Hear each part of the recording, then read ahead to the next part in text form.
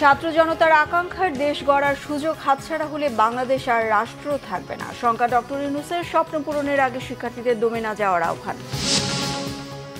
ভয়াবহ হয়ে উঠছে ডেঙ্গু পরিস্থিতি। রোগীর ভিড় বাড়ছে হাসপাতালে। এক সপ্তাহে শুধু রাজধানীর মুগদা হাসপাতালে ভর্তি 1000 জন।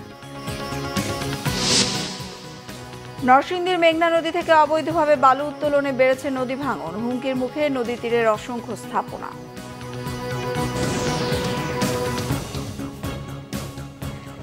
দেখছিলেন ক্রাউন সিমেন্ট সংবাদ শিরোনাম, এবার বিস্তারিত। স্বপ্ন পূরণের আগে দমে না যেতে শিক্ষার্থীদের প্রতি আহ্বান জানিয়েছেন অন্তর্বর্তী সরকারের প্রধান উপদেষ্টা ডক্টর মোহাম্মদ ইউনূস। বলেছেন, ছাত্র জনতার আকাঙ্ক্ষার বাংলাদেশ গড়ার সুযোগ হাতছাড়া হলে বাংলাদেশ আর রাষ্ট্র থাকবে না।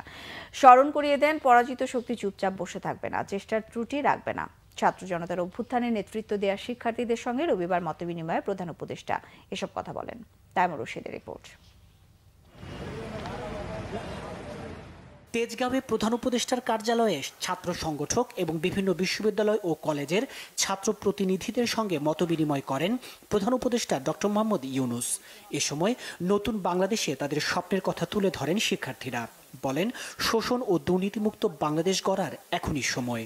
যারা পোস্ট গ্রাজুয়েশন এবং পিএইচডি করে ফেলতেছে তাদেরকে যাতে দেশে এনে দেশের পলিসি মেকিং এবং দেশের কাজে তাদের মেধার যাতে মূল্যায়ন হয়। মব জাস্টিস নিয়ন্ত্রণ না করা গেলে এটি যদি সমাজের বিভিন্ন জায়গায় ছড়িয়ে যায় এবং এই কোনো কুচক্রী মহল কিন্তু আমাদের এই দুরবস্থার সুযোগ নিয়ে তারা অবশ্যই আমাদের ভেতরে প্রবেশ করে আমাদের এই ঐক্য নষ্ট করার চেষ্টা করবে। কোনো ট্যাগধারী ছাত্র এবং শিক্ষককে আমরা ক্যাম্পাসে দেখতে চাই না। ভোটাধিকার আমরা হারিয়েছি, সেটার জন্য নিশ্চিত করা হয়। নির্বাচন কমিশনকে পুনর্গঠন করতে হবে। ধর্মকে ব্যবহার করে যে রাজনৈতিক ব্যাপার সেটাকে বন্ধ করতে হবে। বাংলাদেশের তরুণ সমাজ এবং ছাত্রদেরকে এই মহান ঐতিহাসিক দায়িত্ব পালনে উপযুক্ত করে গড়ে তুলতে সকল প্রকার সহায়তা করবেন। চিকিৎসা সুরক্ষা আইন নামে একটা আইন প্রণয়ন করা হোক। ছাত্র জনতার আন্দোলনে শহীদ ও আহত শিক্ষার্থীদের কথা গভীর শ্রদ্ধাভরে স্মরণ করেন প্রধান উপদেষ্টা ডক্টর মোহাম্মদ ইউনূস।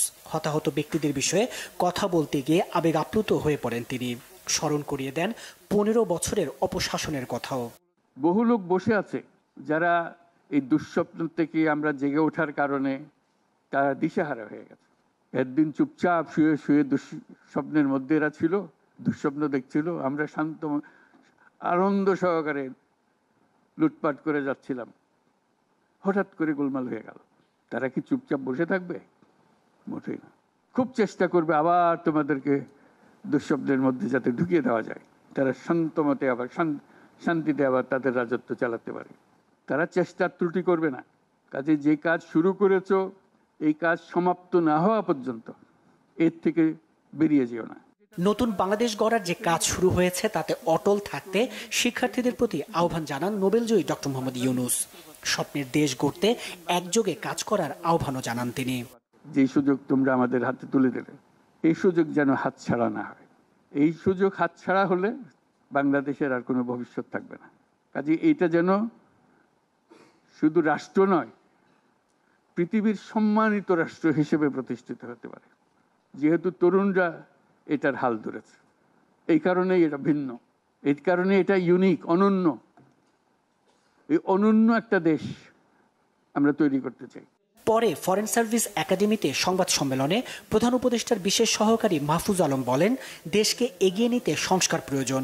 আলোচনা চলছে ছাত্র রাজনীতির ভবিষ্যৎ নিয়েও। ছাত্র রাজনীতি যদি না থাকে তাহলে কোন ফরম্যাটে রাজনীতি হবে এটা নিয়ে মূলত এক ধরনের ডিবেট অ্যান্ড ডায়ালগ কিন্তু সব জায়গায় চলতেছে। ইভেন ঢাকা বিশ্ববিদ্যালয়ের গত সপ্তাহে আমি যদি ভুল না বলি একটা আলোচনার আয়োজন হয়েছে এবং অন্যান্য জায়গায় আলোচনা হচ্ছে।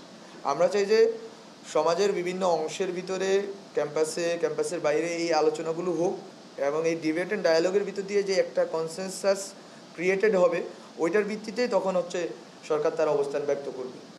ভারতের সাথে ন্যায্যতা ও সমতার ভিত্তিতে সুসম্পর্ক গড়ে তোলার কথাও জানানো হয় সংবাদ সম্মেলনে। ভারত প্রশ্নে স্যার বারবার বলেছেন যে ভারতের সাথে আমাদের তাইমুর রশিদ, বাংলা ভিশন, ঢাকা। শিল্পাঞ্চল আশুলিয়ার পরিবেশ আজও থমথমে। যৌথ বাহিনীর কঠোর প্রহরায় কিছু কারখানায় কাজ চললেও বন্ধ রয়েছে অনেকগুলো কারখানা। সকালে মাইকিং করে কারখানা বন্ধের ঘোষণা দিয়েছেন মালিকপক্ষ।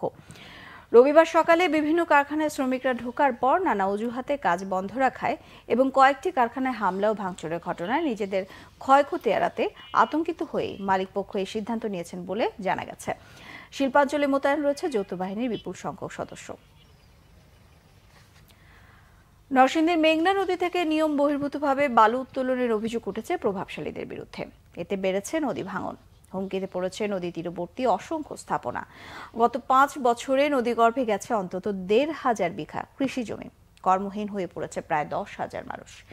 নরসিংদী প্রতিনিধি লক্ষণ বর্মনের তথ্য ছবিতে ডেস্ক রিপোর্ট। প্রতি বছরের মতো এবারও বর্ষার শুরুতে ভাঙন দেখা দেয় নরসিংদীর রায়পুরায়। এর কারণ হিসেবে অবৈধভাবে বালু উত্তোলন চিহ্নিত করা হলেও থেমে নেই প্রভাবশালীদের দৌরাত্ম্য। চলতি বছরে 14,50,00,000 টাকায় 1 বছরের জন্য বালু তোলার ইজারা নেয় মেসার্স হাজী আশরাফ হোসেন সরকার ট্রেডার্স নামের একটি প্রতিষ্ঠান। স্থানীয়দের অভিযোগ, প্রশাসনকে ম্যানেজ করে বিভিন্ন জায়গায় অবৈধভাবে চম্বুক ড্রেজারের মাধ্যমে গড়ে প্রতিদিন 20 থেকে 25 লাখ ঘনফুট বালু উত্তোলন করছে প্রতিষ্ঠানটি। এতে ভাঙন আতঙ্কে নদী তীরবর্তীরা। হামলা আর মামলার ভয়ে এ নিয়ে মুখ খোলার সাহস পান না স্থানীয়রা। চারিদিক দিয়ে নদী, আমরা অস্থার মেজে বাস করি 20,000 মানুষ। এখন আর যেভাবে কাটতেছে, আগের ডাকটা তো যেমন আইন প্রশাসন দিয়ে যেমন এটা বন্ধ করা হয়েছে, ডাক শেষ হয়েছে গেছে। এখন শুনতেছি 1 বছরের জন্য নাকি আর ডাকটা আনছে। আমরা যে কোনো দিকে যাবো, ছেলে মেয়ে আমাদের সন্তান এই জায়গাটাও নাই। আমরা নদী আমরা গ্রাস করে রাখছি। আমরা চাই অ্যাকচুয়ালি শুধু ভাইসা তাহার লাগি। সরকার বাহাদুর ডাক দিছে, এজারা দিছে কাঠো, আমরা বাধা নাই। কিন্তু আমরা পরবর্তী কোন জায়গায় রাখবো আমরা বাঁচতে চাই। ডেজারে কাটতে আমরা বাধা দিয়ে হেরা কাটে, তো এই তলে ঝরগাবাতি হয়েছে মনে করেন, এরপর হেরা লোক আমরা কাজ করে পারি না। তবে এসব অভিযোগ অস্বীকার করেছে ইজারাদার। অনেকে বিভিন্ন রকমের ইয়া করে, না রাতে কাটা হয় না, মাঝখানে কিছু করছিল, চুরিদারি করছিল, এখন বন্ধ হয়েছিল। বালু উত্তোলনে অনিয়ম থাকলে ব্যবস্থা নেওয়ার আশ্বাস দিয়েছেন জেলা প্রশাসক। অভিযোগ পেয়েছি যে তারা ইজারার শর্ত লঙ্ঘন করে সেখানে অন্য ধরনের কাজ করেছে। সেই শর্ত পরিপ্রেক্ষিতে, অভিযোগ পাওয়ার পরিপ্রেক্ষিতে আমরা সেটা তদন্ত করার জন্য দায়িত্ব দিয়েছি। শর্ত লঙ্ঘন হলে সেই ইজারার শর্তাবলীর মধ্যে বলাই আছে প্রয়োজনে তার বালুমহলের ইজারা পরিবর্তন ক্যান্সেল হয়ে যাবে। ফসলি জমি রক্ষায় নদী ভাঙন রোধে অবৈধ বালু উত্তোলন দ্রুত বন্ধের দাবি স্থানীয়দের। Bangla vision news desk.